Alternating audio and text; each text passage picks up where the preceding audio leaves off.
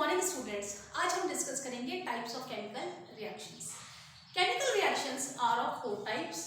First is the combination reaction, second is the decomposition reaction, third is the displacement reaction and fourth is the double displacement reactions.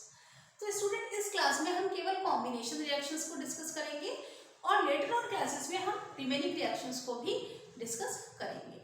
तो student, combination reactions are those reactions when two or more than two reactants combined together to form a single product। इसका मतलब यह है कि जब दो या दो से ज्यादा रिएक्टेंट्स कंबाइन करके केवल सिंगल प्रोडक्ट बनाते हैं तो वो रिएक्शन कहलाती है कॉम्बिनेशन रिएक्शंस।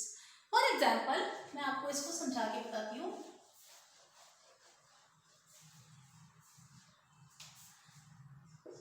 ए और बी दो रिएक्टेंट्स हैं, जब ये कंबाइन करते हैं तो क्या बना लेते हैं, एक सिंगल प्रोडक्ट बना लेते हैं और ये रिएक्शन कहलाती है कॉम्बिनेशन रिएक्शन।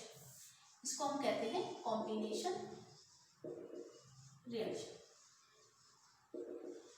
अब मैंने बताया कि दो से ज्यादा भी रिएक्टेंट्स हो सकते हैं, तो ए प्लस बी प्लस सी ये क्या बना लेते हैं, ये बना लेते हैं ABC, जो कि एक सिंगल प्रोडक्ट है।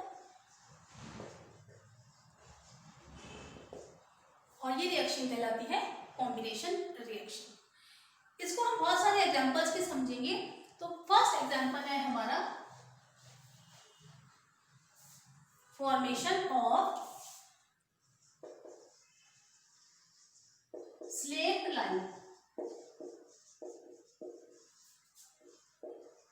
स्टूडेंट, ये स्लेट लाइन क्या होता है इसको हम देखेंगे। तो स्टूडेंट्स, जब कैल्शियम ऑक्साइड जो कि सॉलिड होता है ये वाटर के साथ रिएक्ट करता है तो बना लेता है calcium hydro oxide CaO plus water.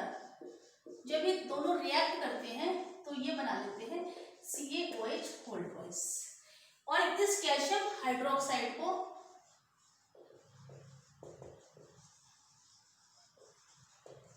ही बोलते हैं स्लेट लाइन, यानी कि चूने का पानी।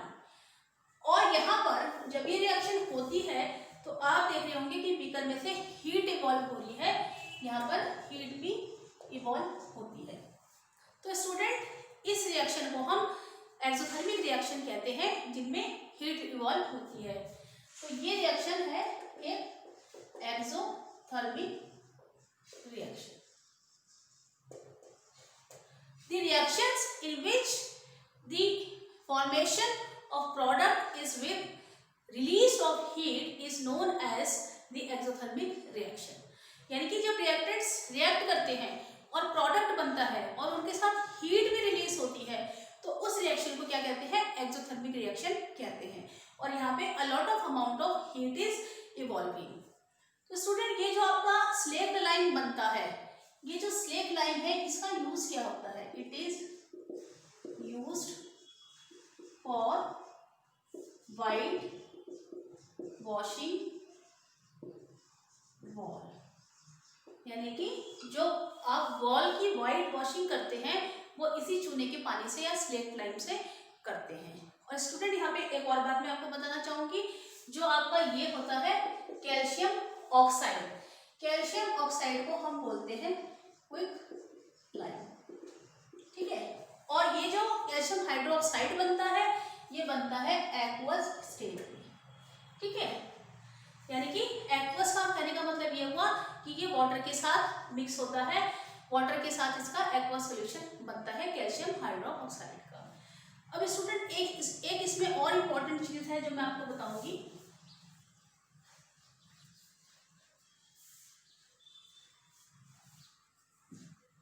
ये जो कैल्शियम हाइड्रोक्साइड स्लेट लाइन जो बनता है, एयर में स्टूडेंट्स क्या प्रेजेंट होती है, कार्बन डाइऑक्साइड। और ये कार्बन डाइऑक्साइड के साथ रिएक्ट कर लेता है, ये होती है आपकी गैस और ये होता है एक्वस फेस में।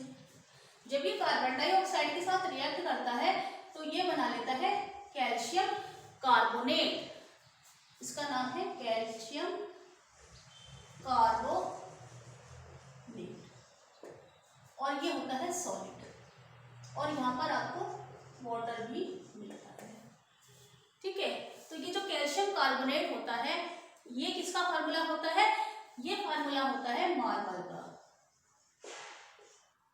जैसे ही हम व्हाइट वॉश करते हैं, व्हाइट वॉश के 2-3 दिन बाद ही क्या होता है कि कार्बन डाइऑक्साइड के साथ क्या आपका स्लेट लाइम रिएक्ट कर जाता है और एक थिन लेयर जो होती है वो आपकी थिन लेयर कैल्शियम कार्बोनेट की वॉल के ऊपर बन जाती है।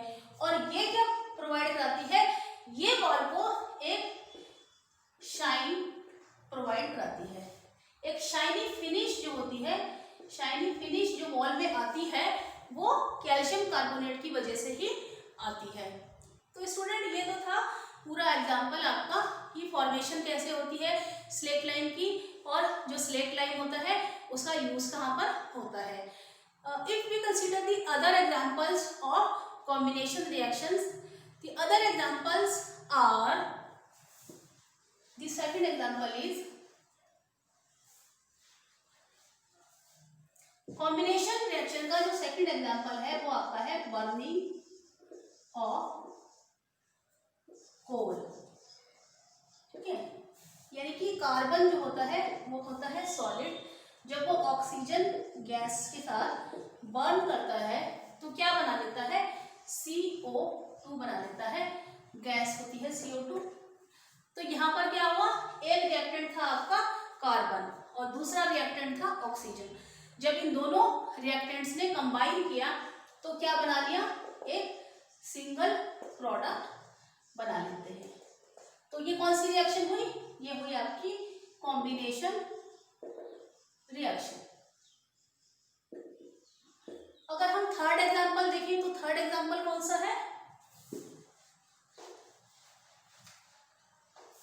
थर्ड एग्जांपल है आपका फॉर्मेशन ऑफ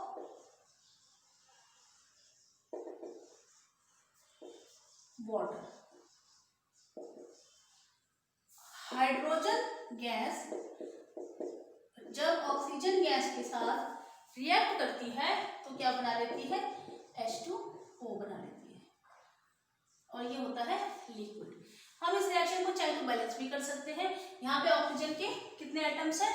2 एटम्स है, तो मैंने यहाँ 2 से मल्टीप्लाई कर दिया, और यहाँ पे हाइड्रोजन कितनी हो गई?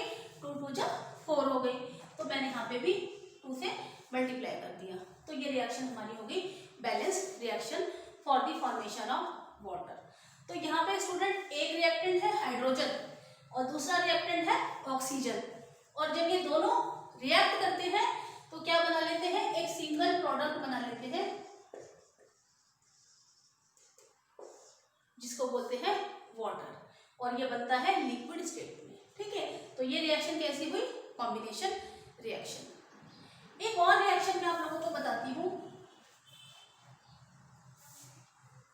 फोर्थ जो एग्जांपल है आपका वो है formation of ammonium chloride.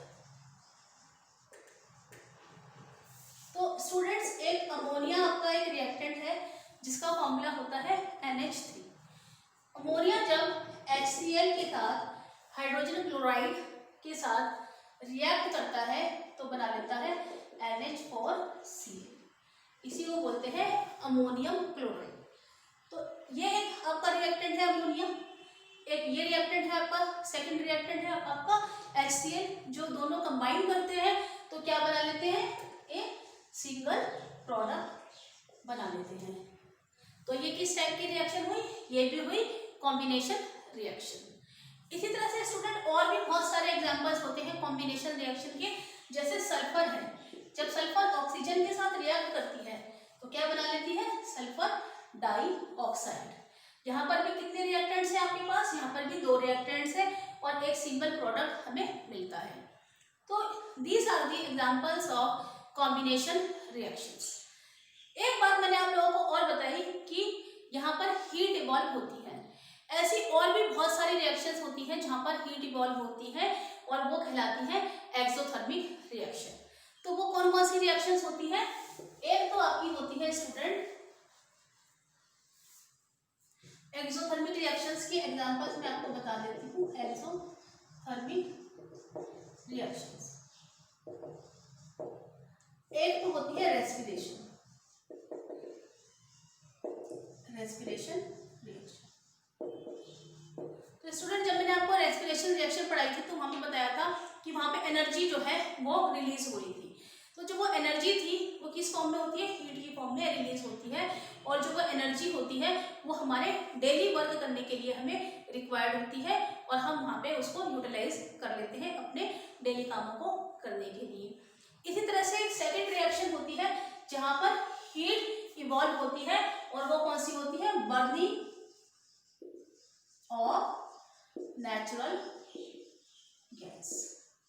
Natural gas भी जब बर्न होती है तो हीट इवॉल्व होती है और ये दोनों जो रिएक्शंस हैं ये आपकी एक्सोथर्मिक रिएक्शन का अदर एग्जांपल्स हैं। स्टूडेंट, यहाँ पे लेक्चर को मैं वाइंड अप करती हूँ। लेटर ऑन क्लासेस में हम डिकम्पोजिशन रिएक्शंस को डिटेल में डिस्कस करेंगे। Thank you so much.